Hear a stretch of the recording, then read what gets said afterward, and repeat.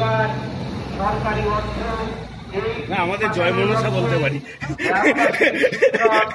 জয় শ্রীরাম না বলি। গ্রামীণ চিকিৎসক, ওঝা, গুণী, বিজ্ঞান কর্মী সবাইকে এগিয়ে আসতে অনুরোধ করা হচ্ছে। সবার সহযোগিতা থাকলে সাপের কামড়ে আর মৃত্যু নয়, এই বাস্তবায়ন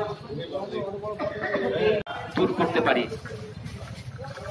বিখ্যাত বিজ্ঞানী বলেছেন যে স্নেক বাইট হচ্ছে একটি জ্বলন্ত গ্রামীণ সমস্যা। আমরা জানি যে আমাদের বহু প্রিয়জন সাপের কামড়ে অকালে মৃত্যুর কোলে ঢলে পড়েছেন। আমাদের লক্ষ্য যাতে একটাও সাপের কামড়ে মৃত্যু যাতে আর না হয়, সেই জন্য প্যান্ডেল এবং সংলগ্ন যে এলাকা, সেই এলাকার মানুষকে সচেতন করতে আমরা